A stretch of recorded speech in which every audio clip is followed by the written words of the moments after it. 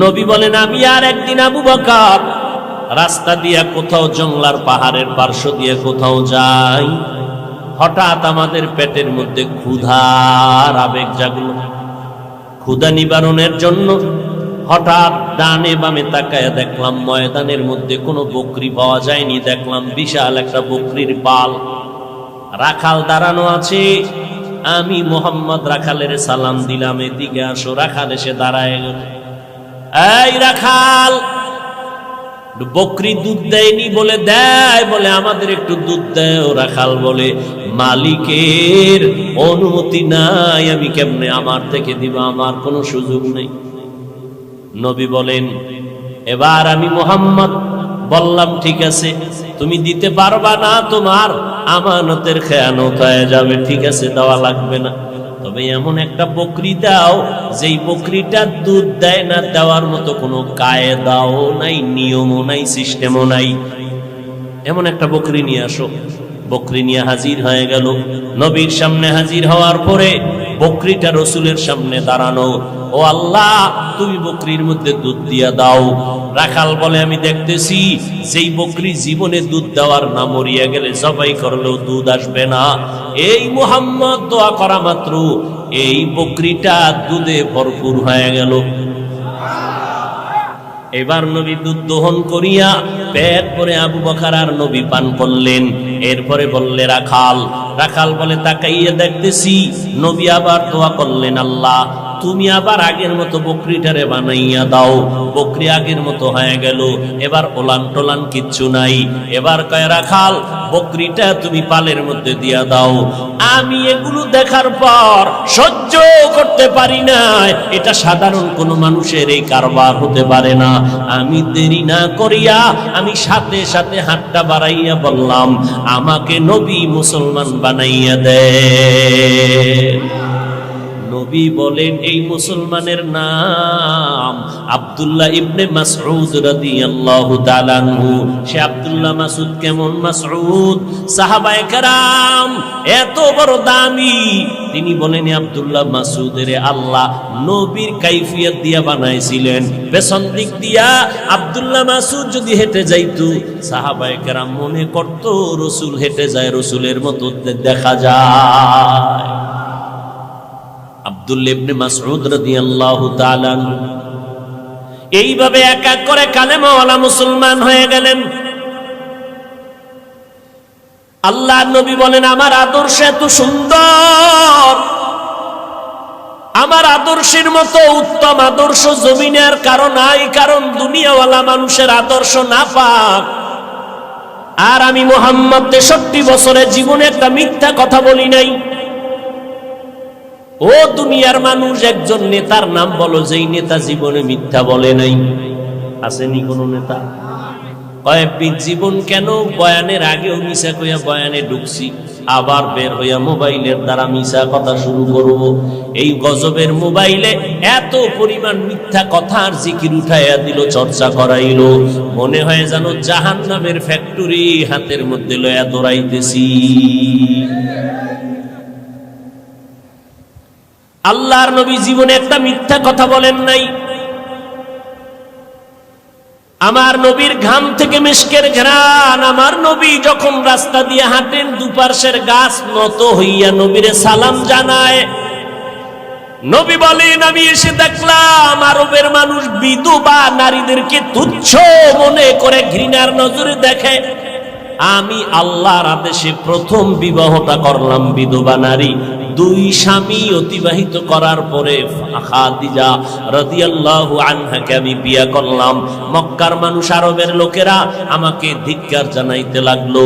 আমি মুহাম্মদ চিল্লাইয়া বললাম, খবরদার, আমি মুহাম্মদ নারীদের ইজ্জত রক্ষার জন্য এসেছি। বিধবা নারীর ইজ্জত তোমরা দাও না। আল্লাহ ইজ্জত বাড়ায় দিলেন। ওই খাদিজার এত সম্মান, এক তো মুসলমান প্রথম খাদিজা, হাসরের ময়দানে দাঁড়ায় যাবে প্রথম নারী নবীর হাতে মুসলমান। নবী বলেন, শুধু তাই না, আমার যত সন্তান তিনটা ছেলে সন্তান খাদিজার গর্ভ থেকে আসলো, চারটা কন্যা সন্তান আমি নবী পাইলাম, তাও খাদিজার গর্ভ থেকে। জায়নাব আমার মেয়ে খাদিজার গর্ভ থেকে আসছে, উম্মে কুলসুম আমার মেয়ে খাদিজার গর্ভ থেকে আসলো, রুকাইয়া আমার মেয়ে খাদিজার গর্ভ থেকে আসলো, আর সর্বশেষ আমার কলিজা ফাতেমা রাদিয়াল্লাহু তাআলা আনহা আমার খাদিজার গর্ভ থেকে দুনিয়াতে আসছে। কিয়ামত পর্যন্ত এই জমিনের মধ্যে আমার নবীর আওলাদের বংশধর বেঁচে আছে। ফাতেমা রাদিয়াল্লাহু তাআলা আনহুর সন্তান হাসান ও হুসাইন রাদিয়াল্লাহু আনহুমার মাধ্যমে কিয়ামত পর্যন্ত রাসূলের বংশ জিন্দা থাকবে। ফাতেমা রাদিয়াল্লাহু আনহার সন্তানের মাধ্যমে কিয়ামত পর্যন্ত রাসূলের বংশ জমিনে জিন্দা। এরে নবীর আশিক ওই ফাতেমা জান্নাতের নারীদের সরদারিনী নারীর, আমার নারী চারটা কন্যা। নবী বলেন দুনিয়ার মানুষ, এই আরবের মানুষেরা, আমার একটা ছেলেও জিন্দা নাই, আমি মুহাম্মদ চারটা কন্যার বাবা হয়ে আছি। আমি জমিনের মধ্যে প্রমাণ করে দিলাম নারীর সম্মান পুরুষের থেকে বেশি। কেমন বেশি জানো? একটা কন্যা সন্তান যেই বাবায় পেয়েছো তুমি একটা জান্নাতের মালিক হয়ে গেলা। যারা দুইটা কন্যা সন্তান পেয়েছো তুমি দুইটা জান্নাতের মালিক। যারা তিনটা কন্যা সন্তান পেয়েছো তারা তিনটা কন্যা জান্নাতের মালিক। এই সম্মান আল্লাহর নবীর মাধ্যমে আল্লাহ জিন্দা করে দিলেন।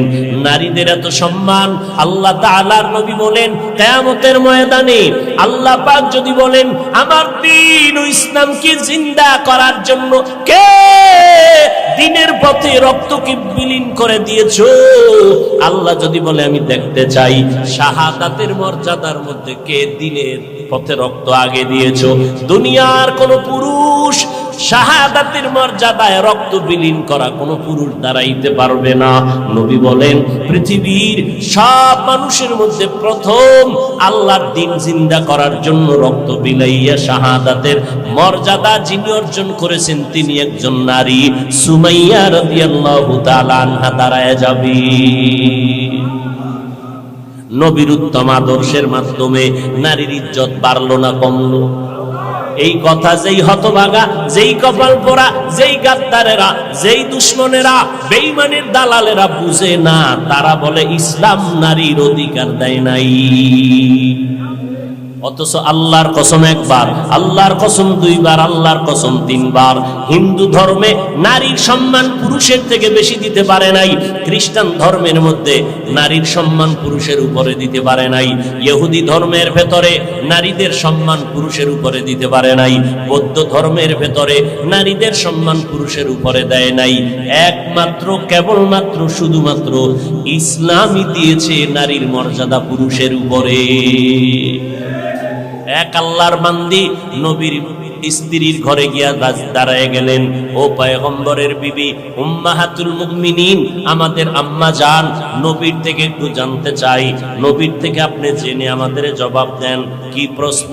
পুরুষেরা জানাজায় যায় অনেক সওয়াব পায়, আমরা তো এত সওয়াব কামাই করতে পারি না, কারণ আমগো জানাজায় যাওয়ার কোনো রাস্তা নাই। পুরুষেরা জুমার মসজিদে গিয়ে অনেক সওয়াব পায়, আমরা তো জুমায় যেতে পারি না, আমরা এই পরিমাণ সওয়াব কোথায় পাই?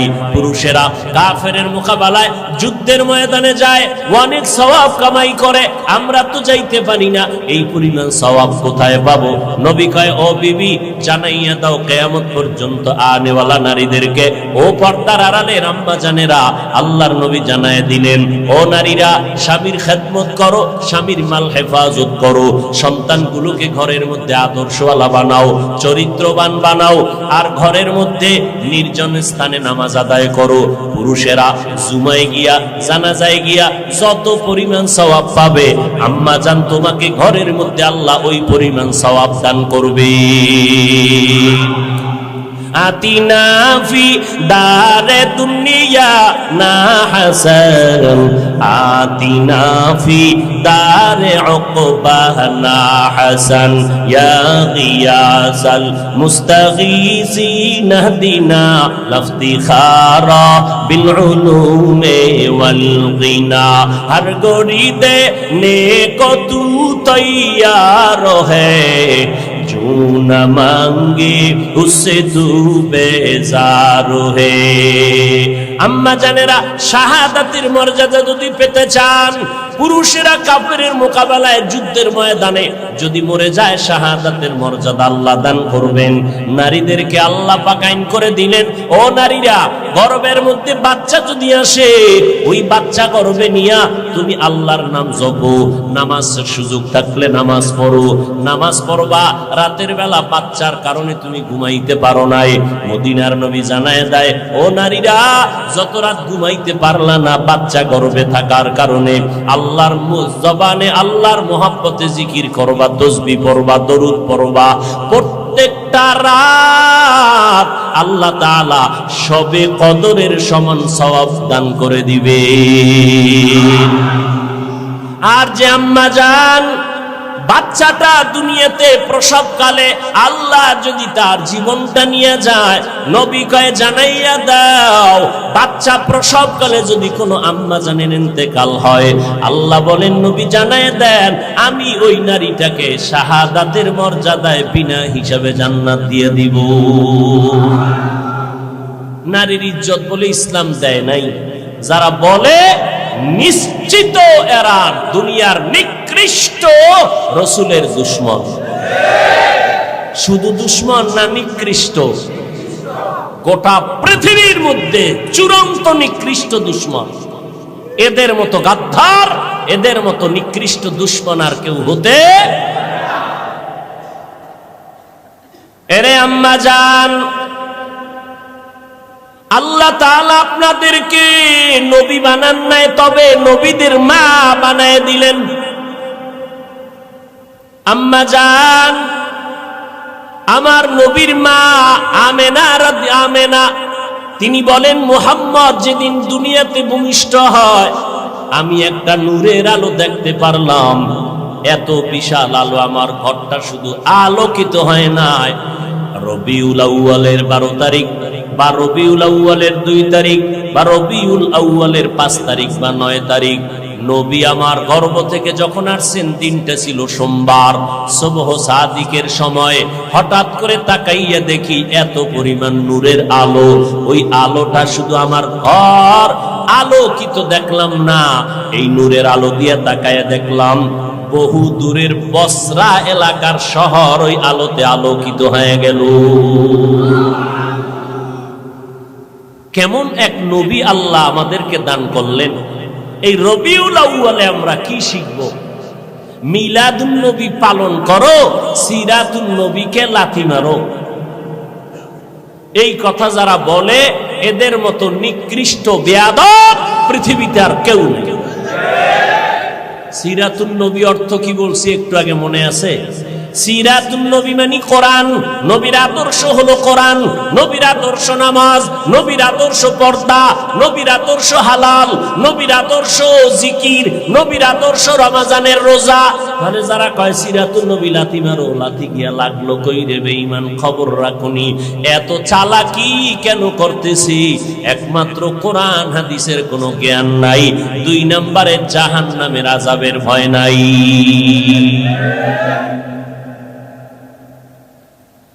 এরে নবীরা আশিকেই রবিউল আউয়ালে। এখন মিলাদুন নবী যারা পালন করবে, আমরা কোরআন হাদিস রিসার্চ করে দেখব আমার নবী কিছু করছেননি। যদি নবী কিছু করেন মিলাদুন নবী উপলক্ষে, তো উম্মতেরাও সেটা করতে পারে। মুসলিম শরীফের হাদিস, আল্লাহর নবীর থেকে পাওয়া যায়, নবী প্রতাফি খাও। হ্যাঁ, আমি তো চ্যালেঞ্জ দিছি বাংলাদেশে, স্পষ্ট চ্যালেঞ্জ। পৃথিবীর কোন হাদিসে কোন সাহাবী, ইমাম আবু হানিফা, ইমাম শাফিঈ, ইমাম আহমদ বিন হাম্বল, ইমাম মালিক, 4 মাযহাবের 4 ইমাম, ইমাম বুখারী, ইমাম তিরমিজি, ইমাম মুসলিম, পৃথিবীর কোন হাদিসে যদি কেউ দেখাইতে পারো রাসূলকে সালাম দেওয়া, ইয়া নবী সালামু আলাইকা, ইয়া রাসূল সালামু আলাইকা, ইয়া হাবিব সালামু আলাইকা কইয়া কোন সাহাবী রাসূলকে সালাম দিবেন, একটা জয়ীফ হাদিসও যদি দেখাইতে পারো, ওদিন থেকে তোমার গোলাম হয়ে যাবে। আবু হানিফাও এই সিস্টেমে কোনোদিন সালাম দেননি। তুমি আবু হানিফার মাযহাব মানো, এটা ভাইলা কই? ইমাম শাফি দেন নাই, ইমাম বুখারী দেন নাই, ইমাম মালিক দেন নাই, ইমাম আহমদ বিন হাম্বল দেন নাই। তাহলে সালাম আল্লাহর নবীরে কেমনে দিবা? ও বাবা তুমি বানাও কেন? আমার আল্লাহ নিজেই শিখাইয়া দিবেন কেমনে সালাম দিবা। আসসালামু আলাইকা আইয়ুহান নাবিয়্যু। মেরাজের রাত্রে আমার আল্লাহ নবীরে সালাম দেওয়ার নিয়ম শিখাইলেন। আল্লাহ যেইভাবে নবীরে সালাম দেয় উম্মতেরা তোমরা ওইভাবে সালাম দাও। কয় কি? কয় নবীরে সালাম শব্দ বলবা আগে, তারপরে বলবা নবীর নাম, নবীরে সম্বোধন করবা, এরপরে আসসালামু ক্বাবলাল কালাম। সালাম দিবা কথার আগে ভাইজান কেমন আছেন, সালাম আলাইকুম না, না, আগে বলবা সালামু আলাইকুম ভাইজান কেমন আছেন, সালামু আলাইকুম আম্মাজান কেমন আছেন, সালামু আলাইকুম আব্বাজান কেমন আছেন। আব্বাজান কেমন আছেন সালাম আলাইকুম, এটা সুন্নত না। সুন্নত কি? সালাম আগে দাও। আল্লাহ পাক ওই মেরাজের রাত্রে আমার নবীর সালাম দিলেন, আত্তাহিয়াতু লিল্লাহি ওয়াস সালাওয়াতু ওয়াত তাইয়্যিবাতু আসসালামু আলাইকা আইয়ুহান নবী। আল্লাহ আগে সালাম দিলেন, তারপরে বললেন আইয়ুহান নবী।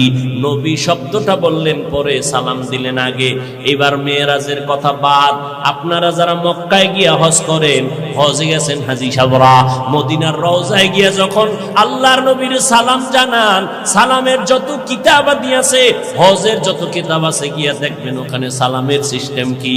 আসসালাতু ওয়াসসালামু আলাইকা ইয়া রাসূলুল্লাহ, আসসালাতু ওয়াসসালামু আলাইকা ইয়া হাবিবাল্লাহ, আসসালাতু ওয়াসসালামু আলাইকা ইয়া শাফিআল মুযনিবিন, আসসালাতু ওয়াসসালামু আলাইকা ইয়া রাহমাতাল লিল। বোবা হয়ে গেছেন না পণ্ডিত সাহেব সব? রবিউল আউয়ালে জেলাফির বৃষ্টি গরম, ইয়া নবী কইব আর গরম গরম মিষ্টি খাইব। এই নবীর আসে। আল্লাহ হেদায়াত দান করুন। আর জোরে বলেন তাহলে নবী মিলাদুন নবী উপলক্ষে কি রাখতেন? আপনারা তো আহলে হাদিস ভাইরা বলবে আমরা সহিহ হাদিস ছাড়া মানি না, এটা তো মুসলিম শরীফের হাদিস। এবার যাবো কোথায়? নবী বলেন আমি দুই কারণে সোমবার দিন রোজা রাখতাম। এক কারণ আমি জন্ম হয়েছি সোমবার, আমি রোজা রাখি মিলাদের শুকর আদায় করি। দ্বিতীয় কারণ আল্লাহ যেদিন আমাকে কোরআন নাজিলের উদ্বোধন করেছেন জিবরাইলের মাধ্যমে, ওই দিনটাও ছিল সোমবার। আমি কোরআন নাজিলের সোমবার দিন রোজা রাখার মাধ্যমে কোরআন নাজিলের দিনটার শুকর আদায় করি। তাহলে মিলাদুন নবী উপলক্ষে নবী কি রাখছেন? উম্মতেরা যদি মিলাদুন নবী কিছু পালন করতে চাও, মুহাব্বতে নবীর রোজা রাখো, নবীর আমল রোজা। সোমবার দিন রোজা রাখবা, 12ই রবিউল আউয়াল আর 13 রবিউল আউয়াল, কোনো তারিখের ভেদাভেদ নাই। তারিখ বাদ দাও, নবীর দিন ঠিক রাখবা, সোমবার দিন ঠিক রাখবা। এটা 12 হোক আর যা হোক কোনো টেনশন নাই। সোমবার দিন রোজা রাখবা, কয় শুধু রবিউল আউয়ালে, কয় না না 12 মাস রোজা রাখবা। নবীও রোজা রাখছেন 12 মাস সোমবার দিন, কারণ নবী বুঝাইয়া দিলেন মিলাদুন নবী শুধু বছরে একবার না, 12 মাস মিলাদের আমল করো। কি শুধু রবিউল আউয়ালের 1 মাস? মিছিল দিয়া গেলি কই? 11 মাস যে খুঁজেও পাওয়া যায় না। রবিউল আউয়ালের 12 তারিখ বাজার গরম, বাকি 11 মাস গেলা কই বলো? মদিনার নবীর প্রত্যেক সোমবার রোজা রেখে প্রমাণ করে দিলেন আমার মিলাদে খুশি একদিন হলে চলবে না, আমার মিলাদের খুশি থাকতে হবে 12 মাস। যে আমাকে সামনেও আয় না ভুলো, কারণ ধরা খায় যায় কই যারা ধর্মীয় জ্ঞান থেকে দুর্বল, এদেরকে দিয়ে ধোকা দেয়। দেখেন নবী নামাজ পড়লেন, রোজা রাখ, ওরাও দিন রোজা তো দূরের কথা, ফজরের নামাজ নাই, বেপর্দা হইয়া এরপরে মিছিল, গলায় ফুল, ঘোড়ার গাড়ি বানাইয়া কত বাজে উদ্ভট উল্টা পাল্টা কাজ করে, আর কোনো সীমানা। আল্লাহ হেদায়াত দান করেন। কি নবীর মিলাদের বিরুদ্ধে বললাম? শুরুতেই বলেছি মিলাদ আমরা মানি কি মানি না। তবে আরেকটা কথা, আপনারা ঢাকার শহরের অলিতে গলিতে পোস্টার দেখছেন, পোস্টার সাইয়্যিদুল আইয়াদ 90 দিন মাহফিল। কি হইব? আরে ভাই 90 দিন ওয়াজ হবে রাজারবাগ শরীফে। কথা হয় না? কি শরীফ? রাজারবাগ। কত বাগি জমিনের মধ্যে, দেওয়ানবাগি, রাজারবাগি, কুতুববাগি, কত বাগি বাই রইছে জমিনে। রাজারবাগিরা পোস্টার ছাপায় দিছে সাইয়্যিদুল আইয়াদ। একদিন হবে না 90 দিন হবে। সাইয়্যিদুল আইয়াদ মানে কি? কয় সব ঈদের সরদার ঈদে মিলাদুন নবী। খোদার কসম,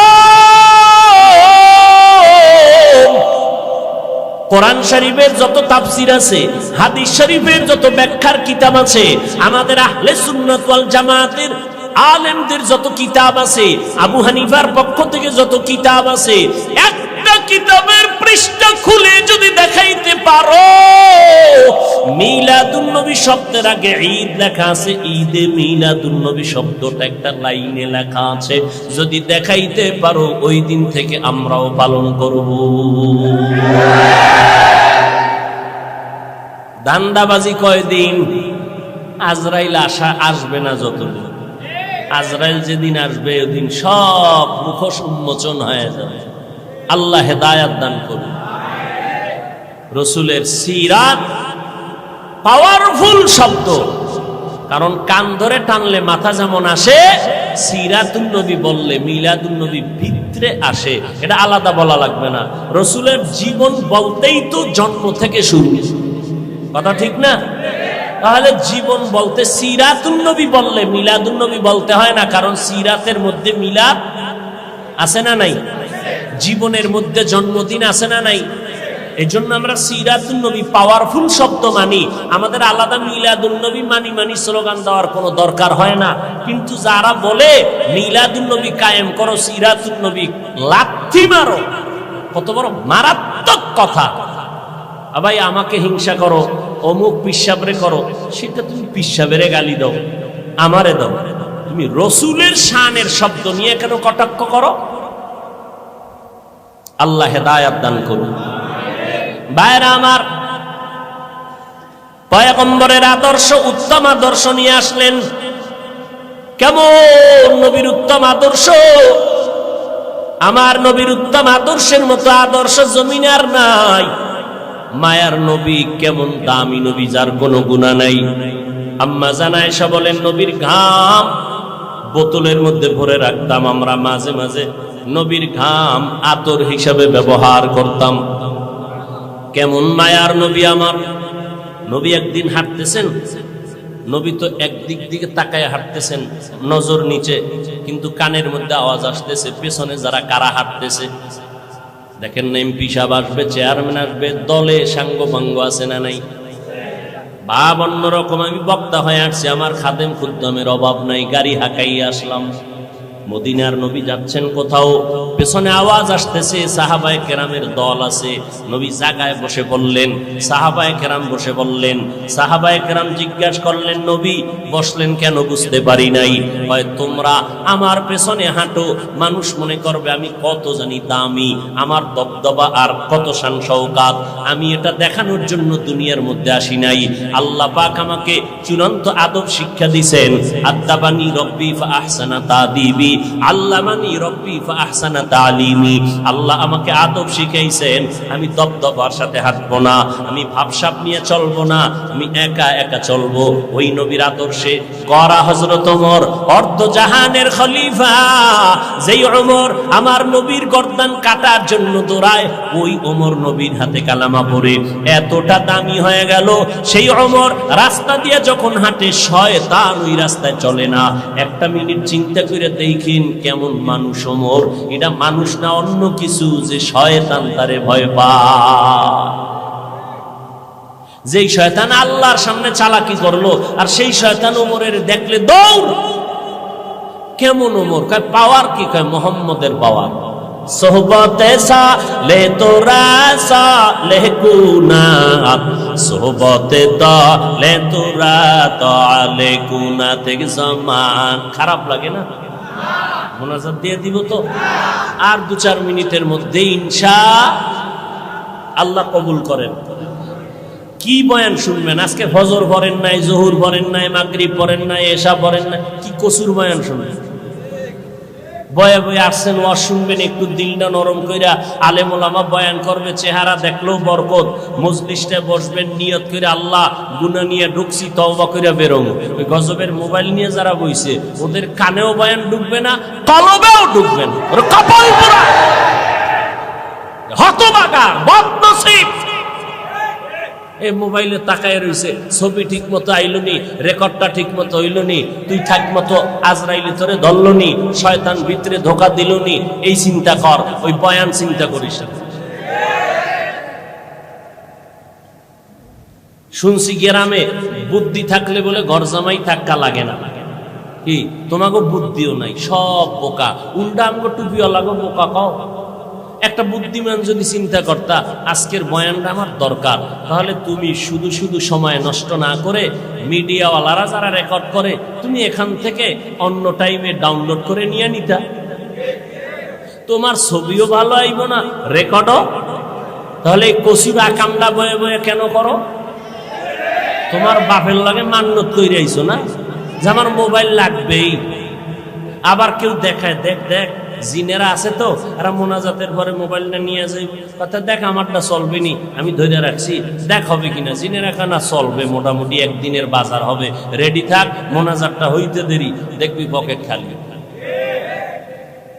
আপনারা হাসেন, লজ্জা শরম থাকলে হাসতেন। ১৫০০ বছর আগে রসুল বলে গেছেন, লা ইমানা লিমান লা হায়া আলা, যার লজ্জা নাই তার ইমান নেই।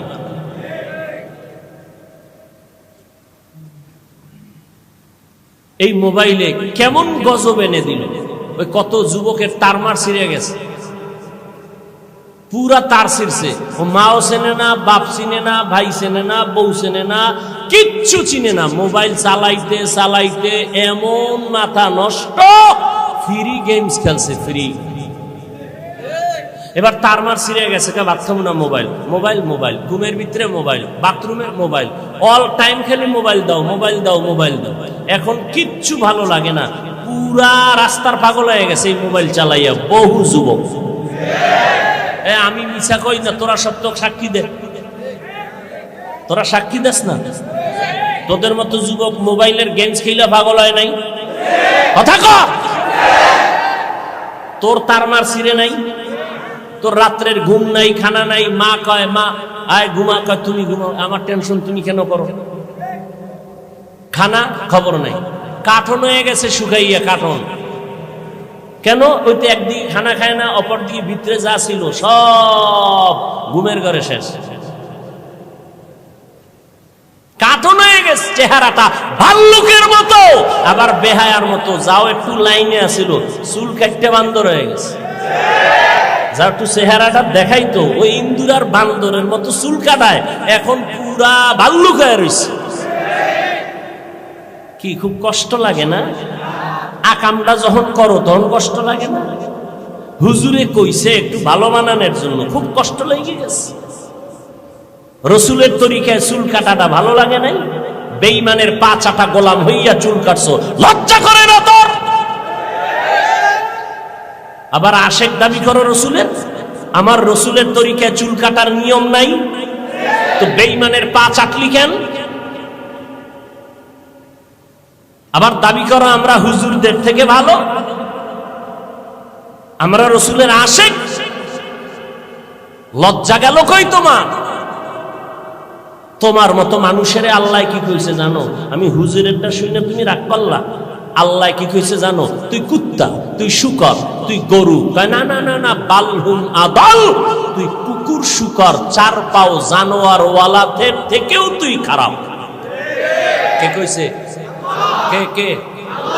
এবার শুন আল্লাহ কোথায় কইছে। ওয়ালাকাদ যারানা লিজাহান্নামা কাসীরাম মিনাল জিন্নি ওয়াল ইনস লাহুম কুলুবুন লা ইয়াফকাহুনা বিহা ওয়া লাহুম আ'য়ুনুন লা ইউবসিরুনা বিহা ওয়া লাহুম আযানুন লা ইয়াসমাউনা বিহা উলাইকা কাল আনআমি বাল হুম আদাল উলাইকা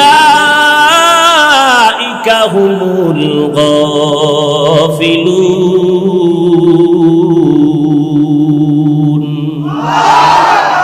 আল্লাহ বলেন অধিকাংশ মানুষ জাহান্নামী। অধিকাংশ মানে কম না বেশি? অধিকাংশ মানুষ জাহান্নামী। কেন?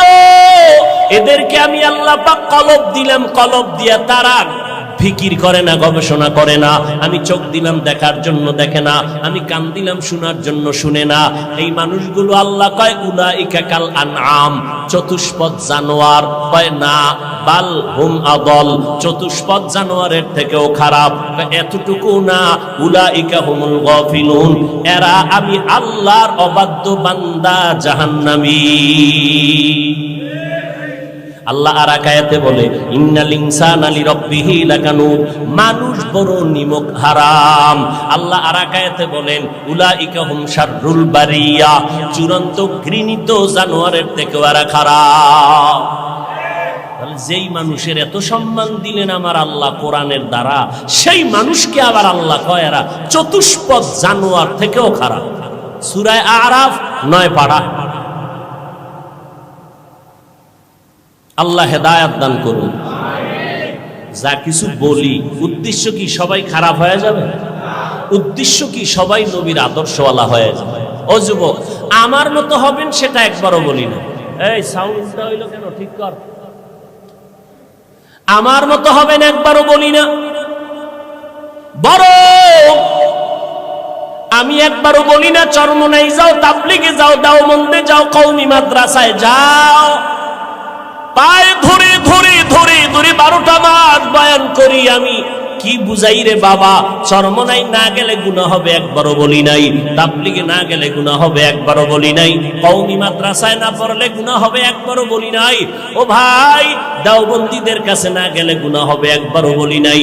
সারা জিন্দেগির চিৎকারের আওয়াজ হলো 2টা, ও বান্দা, জীবনে যতদিন বেঁচে থাকবা গোলামি করবা আল্লাহর, আর আদর্শ মানতে হবে মদিনাওয়ালা নবী। এই আদর্শ মানতে গিয়া তুমি চরমনাই যাওয়া কোনো বাধ্য না, তুমি তাবলিগে যাওয়া বাধ্য না। বরং যারা স্কুলে পড়ো আলহামদুলিল্লাহ, কলেজে যারা লেখাপড়া করো আলহামদুলিল্লাহ, আমাদের মাদ্রাসায় তোমার আসার কোনো দরকার নাই। কোনো মৌলবী যদি তোমাদের দাওয়াত দেয়, আমি হাফিজুর রহমান বলে গেলাম, তাদের দাওয়াত তুমি কবুল করবা না। কারণ আমার মাদ্রাসায় আলেম, মুহাদ্দিস, মুফতি, মুফাসসির ছাত্রের অভাব নাই। আমার মাদ্রাসায় ছাত্র অনেক অনেক অনেক। ঘুমানোর জায়গা দিতে পারি না, খানা ঠিক মতো দিতে পারি না, গোসলের জায়গা দিতে পারি না। বরং আমার দেশে আলেম ওলামার দরকার পড়বে না। আমার দেশে অভাব হইল আদর্শবান ডাক্তারের, মুসলমান আদর্শবান ইঞ্জিনিয়ার নাই, মুসলমান আদর্শবান একজন কলামিস্ট নাই, মুসলমান আদর্শবান সাংবাদিক পাই না। আমার দেশে মুসলমান আদর্শবান প্রফেসরের বড় অভাব। আমার দেশে মুসলমান আদর্শওয়ালা মুসলমান এমপির অভাব, মন্ত্রী সাহেবের অভাব। আদর্শবান মুসলমান একজন ডিসি, এসপির অভাব। আজ যদি আমার সোনার বাংলায় প্রত্যেকটা থানার ওসি এবং জেলার এসপিডিসি যদি মুসলমান আদর্শওয়ালা নামাজি হইতো, আমগো কোরআনওয়ালাদের কোরআনের বয়ান করতে কোনো পেরেশানি লাগতো না। অতএব স্কুলে পড়ো, কলেজের মধ্যে পড়িয়া ডাক্তার হও, ইঞ্জিনিয়ার হও, সাংবাদিক হও, প্রফেসর হইও। বান্দা, তুমি একজন ভালো লেখক হও, একজন ভালো কবি হও, তবে অনুরোধ বেয়াদব হইও না, দুশ্চরিত্রবান হইও না রে বাবা। কারণ বহু ডাক্তার আছে আদব কায়দা নাই, আদর্শ নাই। ডাক্তার হইয়াও তো আমার নবীরে গালি দেয়, ইঞ্জিনিয়ার হইয়াও তো আমার আল্লাহর বিরুদ্ধে কথা বলে। এই মানুষটাকে দুনিয়ার কোনো মানুষ ভালো জানে না। ও পর্দার আড়ালের আম্মা জানেরা, আপনাদেরকে বলতেছিলাম, আগেও বলেছি, আপনারা যদিও নবী না, তবে নবীদের মা, আলেমদের মা, সাহাবায়ে কেরামের মা, আপনারা জান্নাতের নারীদের সরদারিনীর বোন, নবীর মেয়ে ফাতেমা রাদিয়াল্লাহু আনহার মতো নারী, খাদিজা রাদিয়াল্লাহু আনহার মতো নারী, আয়েশা রাদিয়াল্লাহু আনহার মতো নারী, কিয়ামতের দিন 4 জন মহিলার জন্য জান্নাতের 8টা দরওয়াজা খোলা দেওয়া হবে। 8টা দরওয়াজা দিয়া প্রত্যেক দরজায় ডাকবে, আসো আসো তাড়াতাড়ি জান্নাতের মেহমানখানায় আসো। কয়জন নারীরে ডাকবে? 4 জন নারীকে ডাকবে। এর মধ্যে একজন হবে ঈসা নবীর মা মারিয়াম আলাইহিস সালাম, যিনি জান্নাতের মধ্যে আমার রাসূলের সাথে বিবাহের ব্যবস্থা হয়ে যাবে। ওই জান্নাতের ময়দান থেকে 8 দরওয়াজা হাসরের ময়দানে ডাকবে। 4 জন নারীর জন্য 8টা দরওয়াজা খোলা। প্রথম দরওয়াজা থেকে 8ম দরওয়াজা পর্যন্ত সব দরওয়াজা থেকে আওয়াজ আসবে, দারোয়ানেরা বলবে, আসো মেহমানখানা তৈয়ার হয়ে গেল। কোনো হিসাব নাই, সূর্যের আলো টালো দেখার দরকার নাই, দ্রুত জান্নাতের মধ্যে ঢুকে যাও। একজন বিবি মারিয়াম আলাইহিস সালাম, ঈসা নবীর আম্মা জান, কি পরিমাণ কষ্ট দিছিল আম্মাজান মারিয়াম আলাইহিস সালামকে। এত পরিমাণ কষ্ট, খেজুর গাছের সাথে বেঁধে কি পরিমাণ বেত্রাঘাত করেছিল বেঈমানেরা। বলে, বাপ সারা সন্তান কেমনে আসলো? ঈসা নবী মায়ের কোলের মধ্যে বৈশা জবাব দিয়েছিল। আল্লাহ তাআলা ঈসা নবীর জবান খুলে দিয়েছিলেন শিশুবেলায়। আল্লাহ তাআলা ঈসা নবীকে অল্প বয়সে কিতাব দান করেছিলেন। আর একজন নারী খাদিজা রাদিয়াল্লাহু আনহা জান্নাতের 8টা দরওয়াজা দিয়ে ডাকবে, ও খাদিজা আসো, জান্নাতের 8 দরওয়াজা খোলা। ও আব্দুল্লাহপুরের আম্মা জানেরা, ভালো করে শুনে নেন, আপনাদের মর্যাদার বয়ান সারা রাত্র যদি করি শেষ করা যাবে না রে আম্মা জান। আপনারা ডাক্তারের মা, বড় বড় ইঞ্জিনিয়ারের মা, বড় বড় ডিসি এসপির মা, এই জমিনের মধ্যে যত ভালো ভালো সন্তান দেখেন, আখিরাতের লাইনে ধর্মীয় লাইনে তাও ভালো মায়ের সন্তান, আবার দুনিয়ার লাইনে যত ভালো ভালো সন্তান দেখবেন সব হলো ভালো মায়ের অবদান। ভালো মা ছাড়া কোনো ভালো সন্তান জমিনে নাই। ডিসি সাহেবের ব্যবহার বড় ভালো। ডিসি সাহেব কয়, আমিও কোরআন পড়ছি হুজুর, আপনারা ওয়াজ মাহফিল করেন, আমার কোনো বাধা নাই, আমার জন্য মোনাজাতে একটু দোয়া করবেন। ডিসি সাহেব আপনার ব্যবহার দিয়ে কলিজাটা ঠান্ডা হয়ে গেল। ও ডিসি সাহেব, আপনার মধ্যে এত ধর্মের জ্ঞান আর মোহাব্বত কেন? কয়, হুজুর আমি যদিও মাদ্রাসায় পড়তে পারি নাই, তবে কোরআনটা পড়ছি। কয় কেমনে? কয় মক্তবে সকালবেলা আমার আব্বা আম্মা মক্তবে কোরআন পড়াইছে। ও ভাই, কোরআনটা পড়িয়া ডিসির চেয়ারে বসে, এখন কোরআনের ঘ্রাণ তার জবানে আছে না নাই? ও বান্দা, এই জন্য তুমি স্কুলে পড়ো, কলেজে পড়ো, আল্লাহর কোরআনের মৌটা তোমার অন্তরে ঢুকাইয়া নাও। কারণ কোরআনের একটু বাতি যার সিনার মধ্যে থাকবে, ও যদি এসপির চেয়ারে বসে, ওখান থেকেও কোরআনের ঘ্রাণ আসবে। নাস্তিকার বেঈমানেরা আলেমদের লিস্টি করবে দূরের কথা, চিন্তাও করার সাহস কোনোদিন পাবে না।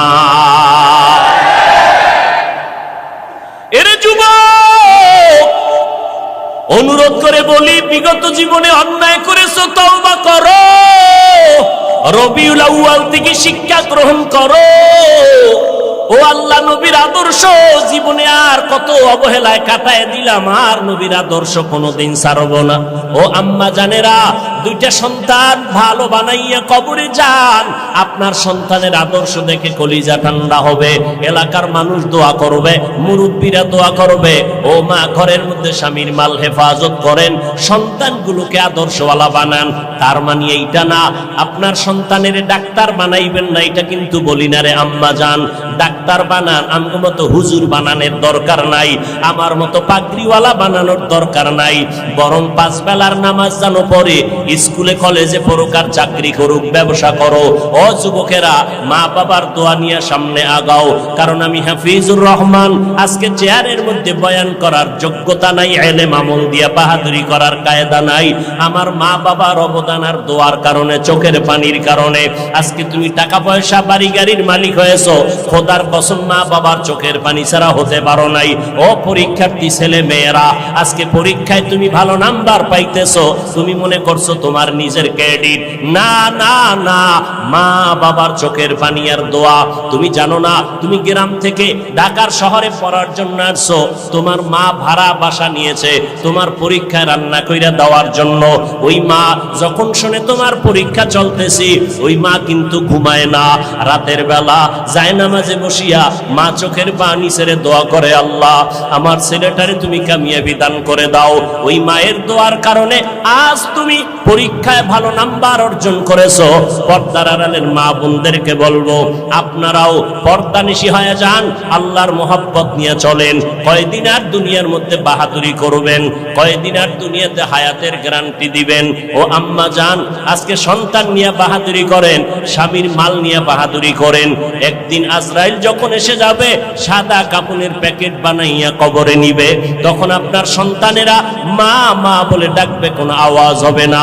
ওই কবরে যখন যাবেন, কে নারী কে পুরুষ কোনো ভেদাভেদ নাই, কে মাওলানা কে মুফতি সাহেব ভেদাভেদ নাই, কে পীর কে মুরিদ কোনো ভেদাভেদ নাই, কে ডাক্তার কে ইঞ্জিনিয়ার কোনো ভেদাভেদ নাই, কে বক্তা কে শ্রোতা ভেদাভেদ নাই। সবার বেলায় 3টা সাদা কাফন হবে, মা বোনদের বেলায় 5টা সাদা কাফন হবে। ওই কবরের সাইজও হবে এক। কবরের মধ্যে রাখার পর প্রশ্ন করবে, সবার বেলায় 3টা প্রশ্ন, কারো বেলায় আলাদা কোনো প্রশ্ন করা হবে না।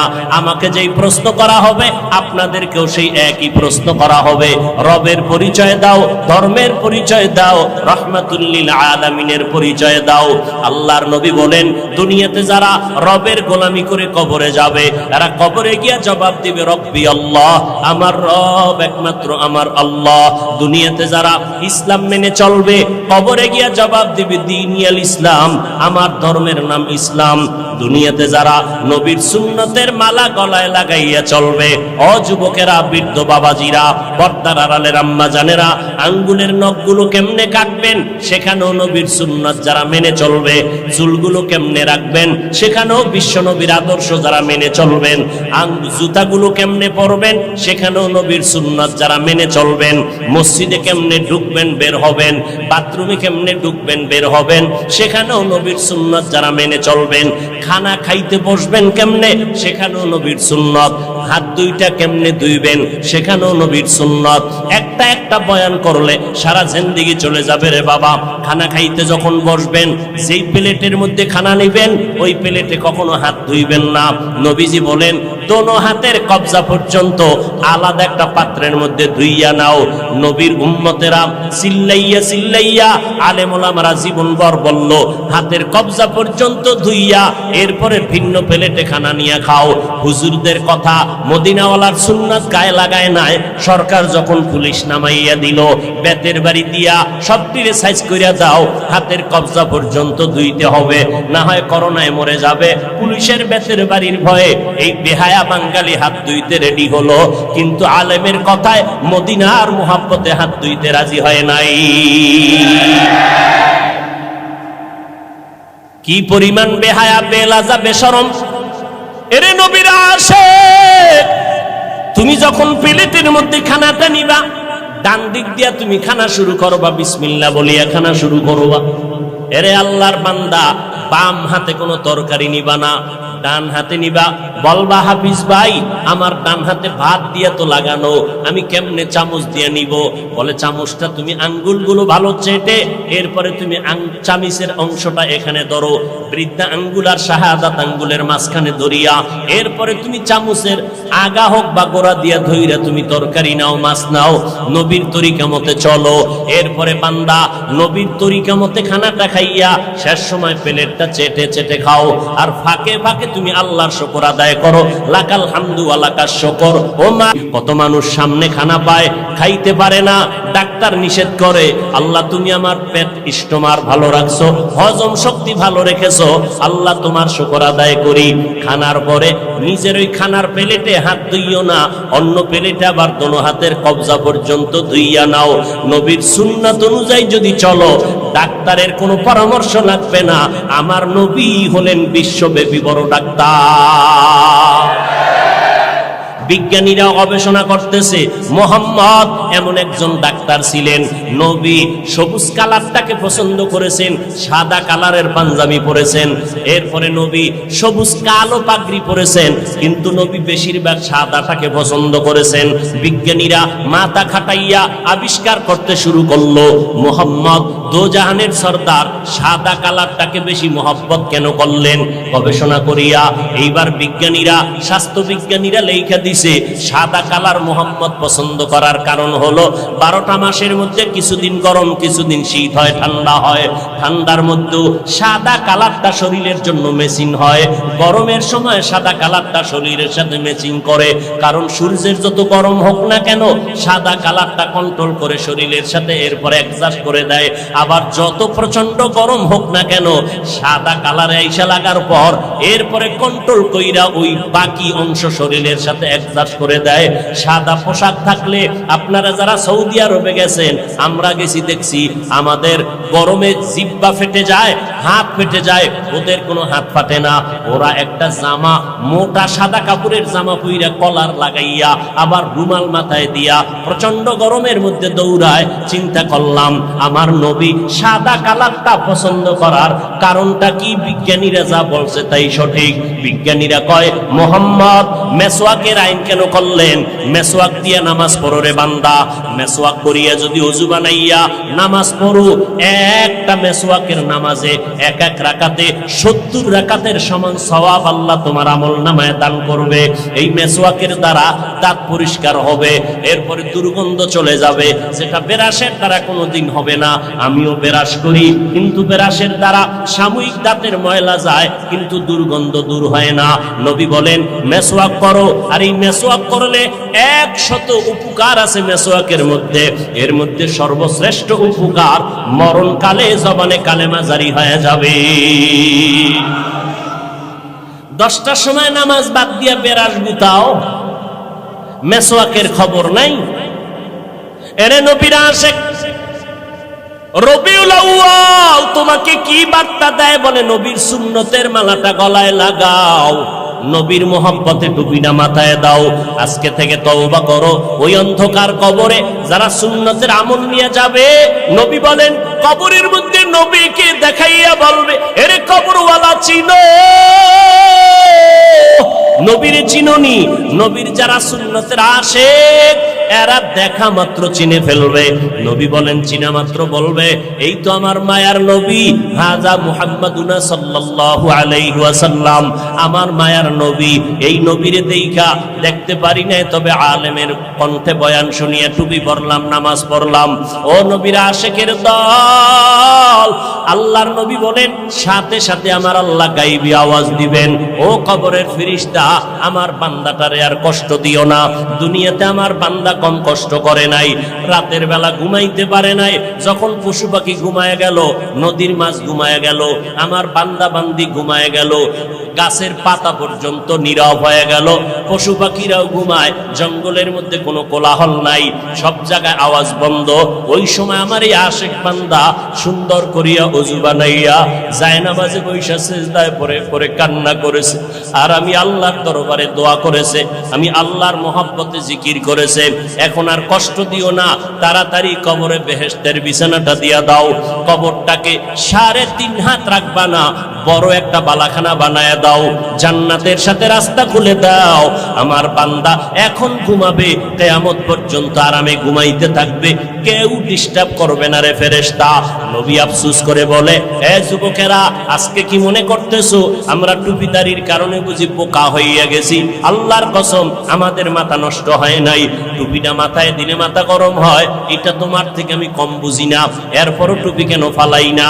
দাড়িটা লম্বা করার কারণে যৌবনের ভাব চলে যায়, তোমার থেকে কম বুঝি না, এরপরও দাড়িটা কেন ফালাই না? লম্বা জামা গায়ে দেওয়ার কারণে শরীরটা গরম লাগে, এরপরও কেন জামা ফালাই না? তোমার থেকে কম বুঝি না রে বাবা। সবকিছু বুঝার পর কেন এত কষ্ট করিয়া নামাজ পড়ি, কেন টুপিটা মাথায় রাখলাম?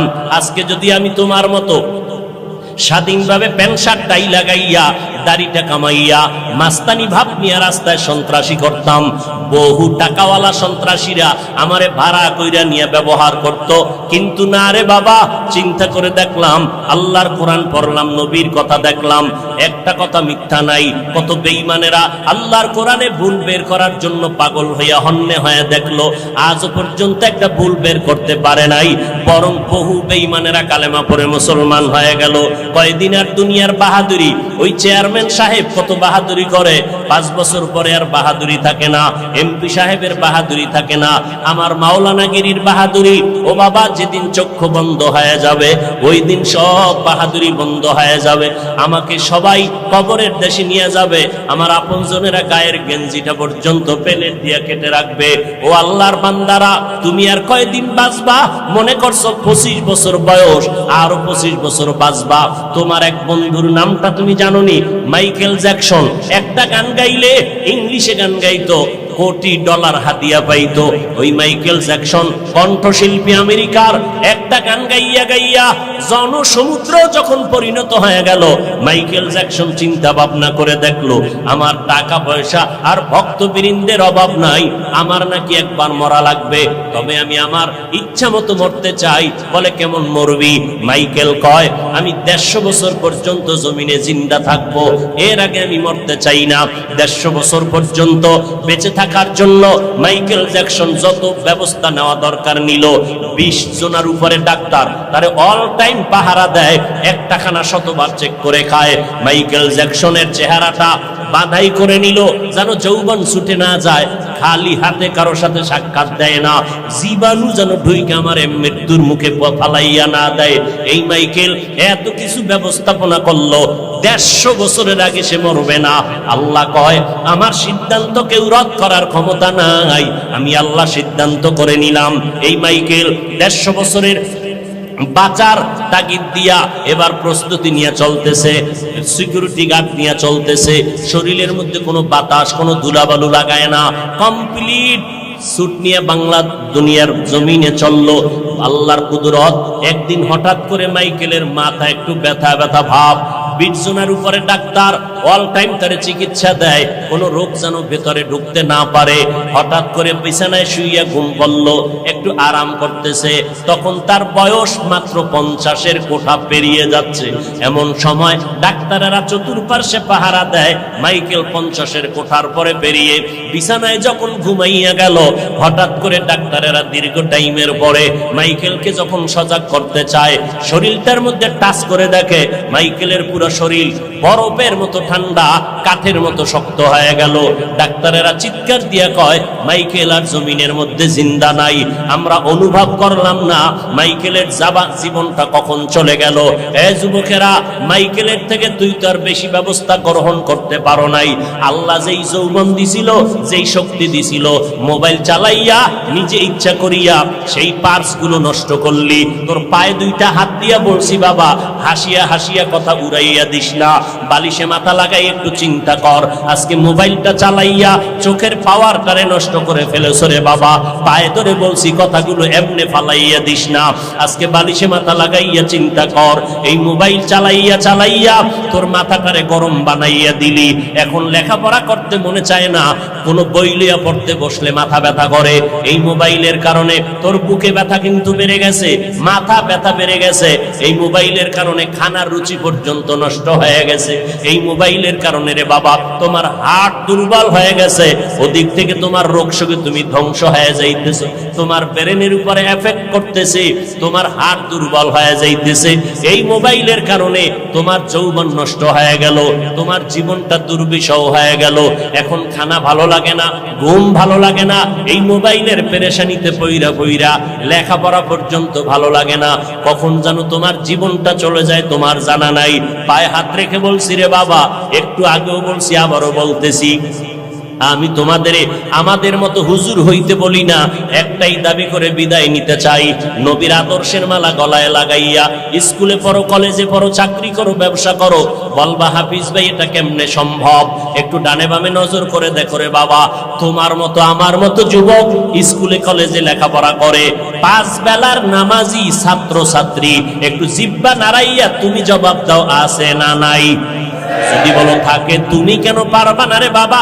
তোমার মতো যুবক আজকে তাকায় দেখো, এই বিশ্ব রোডে গাড়ি চালায়, ড্রাইভারি করে, এক বেলার নামাজও বন্ধ করে না। আজান হয়ে গেছে, চলন্ত গাড়িটারে ব্রেক করিয়া মসজিদে কন্ট্রাক্টর, হেল্পার, ড্রাইভার ঢুকে গেল এবং যাত্রীরা পর্যন্ত নামাজ আদায় করে। ও আল্লাহর বান্দারা, তাকাইয়া দেখো, তুমি কেন পারবা না? তোমার আমার মতো যুবক বান্দারা র্যাব, আর্মি, পুলিশ, বিডিআর এর চাকরি করে, এক বেলার নামাজও বাদ দেয় না।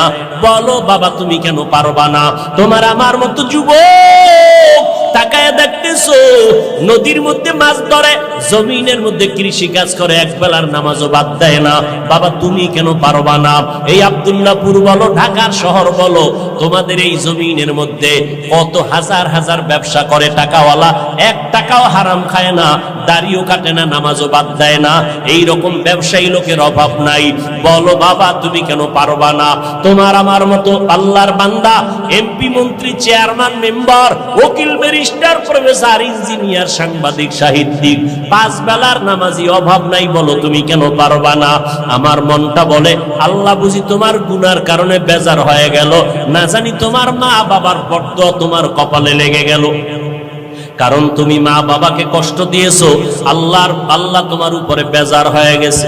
এই যে মোবাইলটা নিয়ে ফেসবুকে কত আলেমের বিরুদ্ধে লেখালেখি করিয়া তুমি বরদোয়া কামাই করতেছো, আলেমের হাত উঠাইয়া বরদোয়া করা লাগবে না।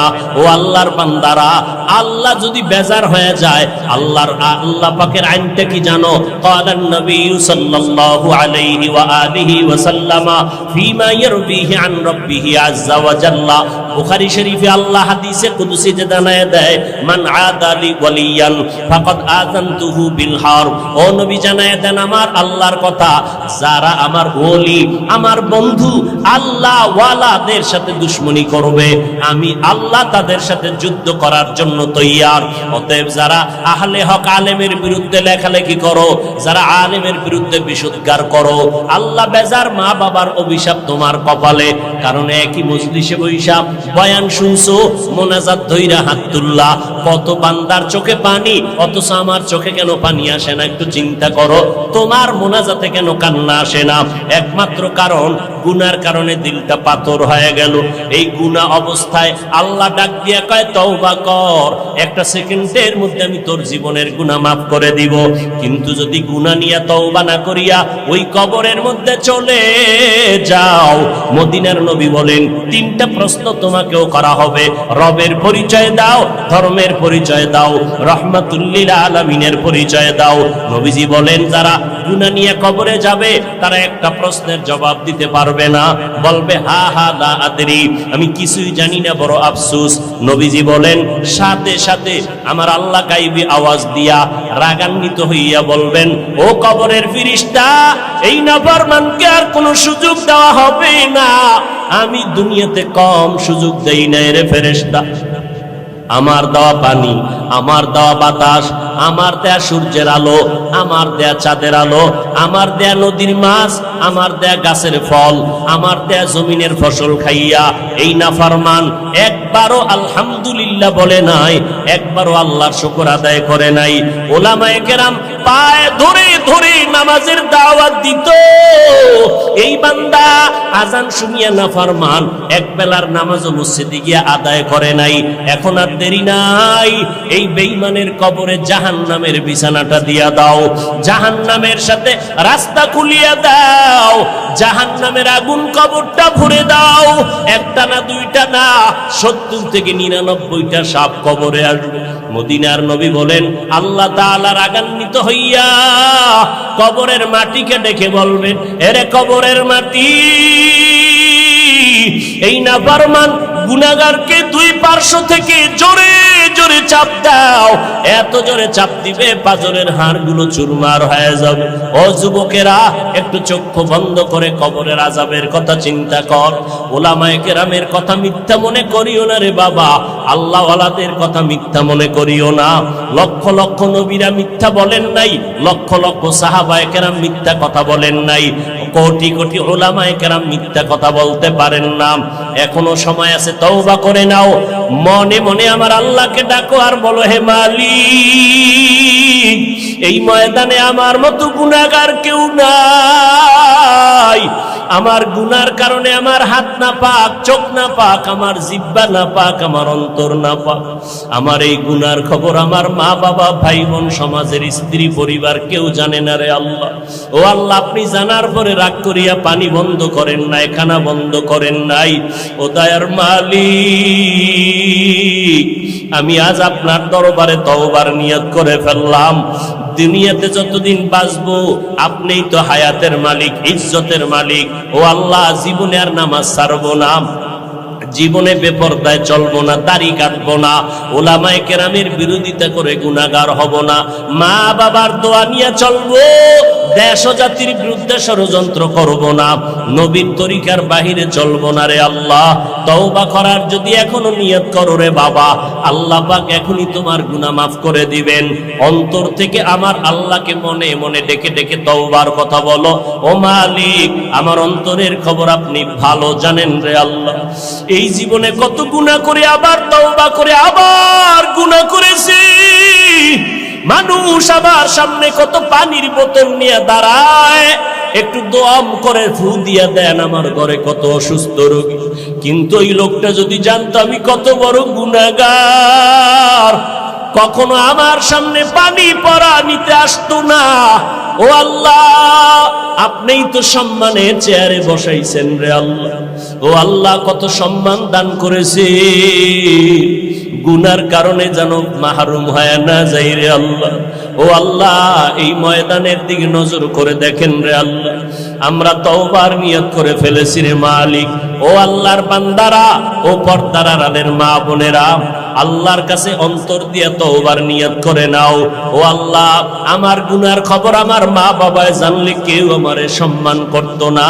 আমার মা বাপ বোনেরা, ভাই ভাই বোনেরা জানলে, সন্তানেরা জানলে কেউ আমারে ভালো জানতো না। ও আল্লাহ, আপনি জানার পরেও তো আমার ইজ্জত নষ্ট করেন নাই, আমার খানা বন্ধ করেন নাই।